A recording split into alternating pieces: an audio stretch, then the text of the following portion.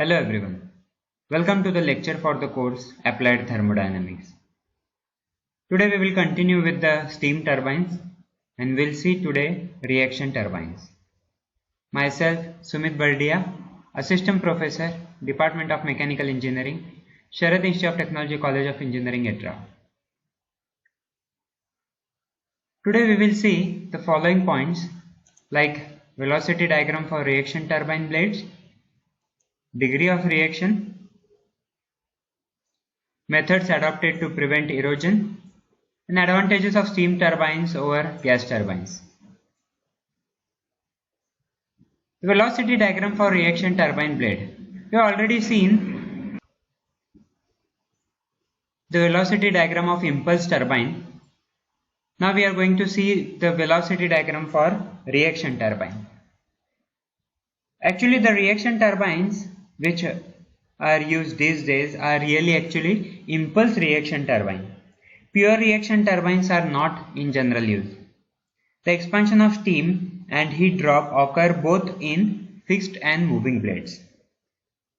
Now here the figure shows about the velocity diagram for reaction turbine blade. In case of an impulse turbine blade, the relative velocity of steam either remains constant as the steam glides over the blades or is reduced slightly as the steam glides due to friction. In reaction turbine blades, the steam continuously expands as it flows over the blades. The effect of continuous expansion of steam during the flow over the blade is to increase the relative velocity of steam. Now here for relative velocity, CRO, that is here, that should be greater than CR1 for reaction turbine blade. In case of impulse turbine, it is CRO is greater than or equal to CR1. So that we need to remember. How to find out the degree of reaction? First of all, what is degree of reaction? So degree of reaction of a reaction turbine stage is defined as ratio of heat drop in the moving blades to the total heat drop in the stage. So that is the degree of reaction.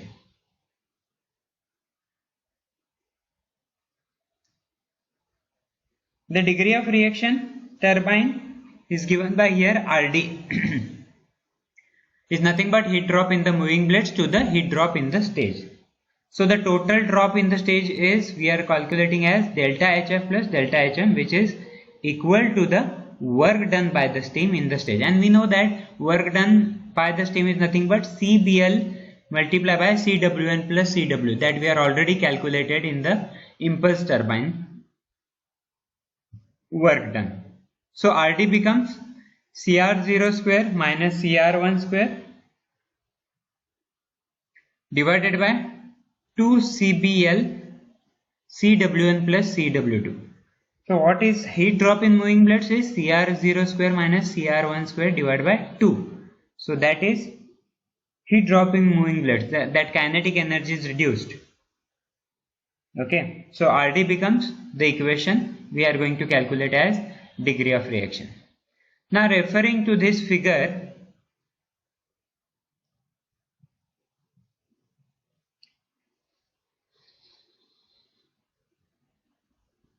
we are calculated that CRO is CFO cosec psi and CR1 equal to CF1 cosec theta.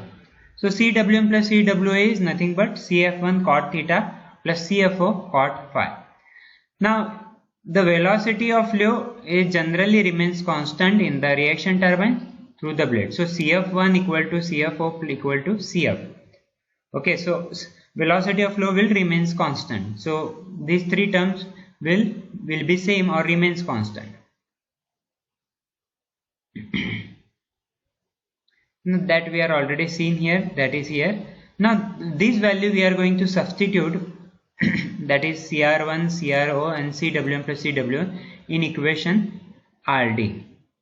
So RD becomes CF square cosec square psi phi minus cosec square theta divided by 2 CBL CF cot theta plus cot phi.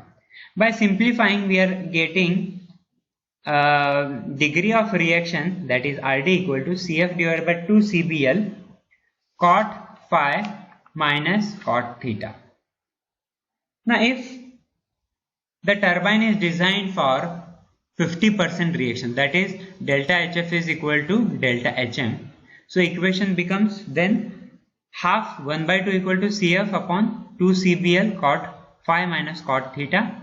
So CBL will be CF cot phi minus cot theta. 2 to get cancelled. CBL can also be written as CF cot phi minus cot beta or CBL CF cot alpha minus cot theta. So from velocity diagram we are going to calculate these values. Okay, now comparing all the equation, we are getting theta equal to beta and phi equal to alpha, which means moving blade and fixed blade must have the same shape if the degree of reaction is 50%. This condition gives symmetrical velocity diagram and is known as Parsons reaction turbines. Okay, so the velocity diagram for blades, here it is shown, that is it will be symmetrical velocity diagram. Okay, CF1 equal to CFO or CF. Okay, so theta equal to beta and phi equal to alpha. So that is Parsons reaction turbine.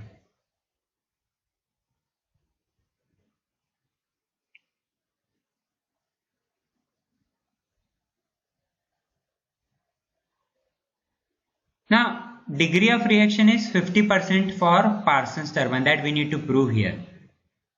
So the pressure drop in the reaction turbines takes place in both fixed and moving blades, that we are already know. The division generally is given in terms of enthalpy drops. The criteria used in the degree of reaction, that is enthalpy drop in rotor blades divided by total enthalpy drop in the stage. So that is delta HM divided by delta HF plus delta HM. A special case is when the degree of reaction is 0. It means no heat drop in the moving blades. This becomes a case of impulse stage.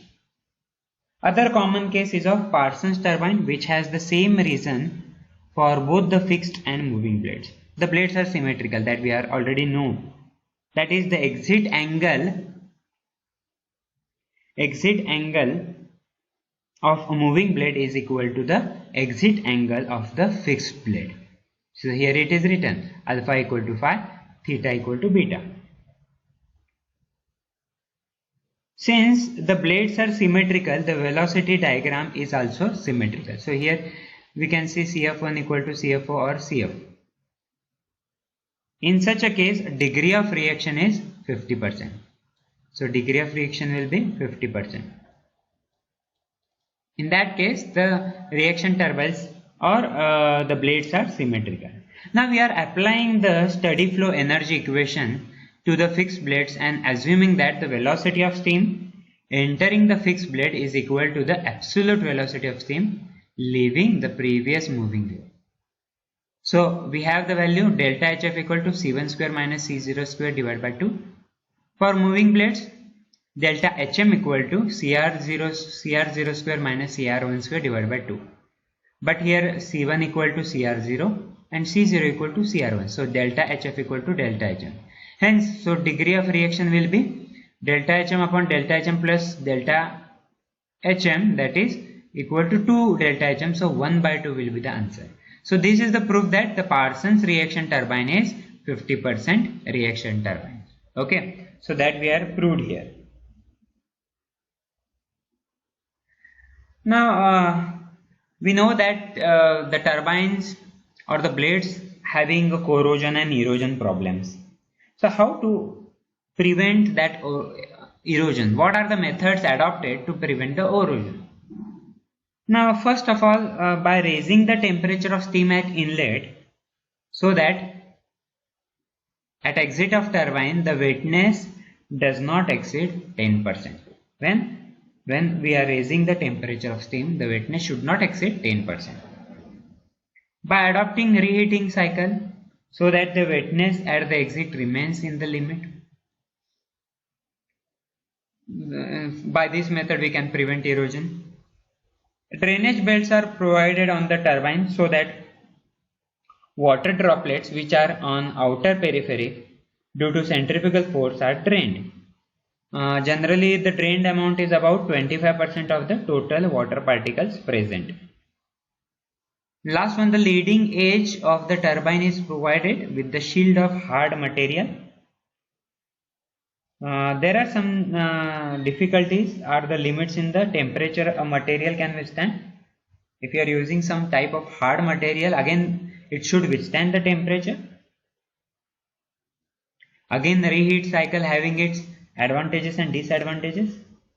Drainage belts cause structural changes in the turbine casing. Bleeding may help.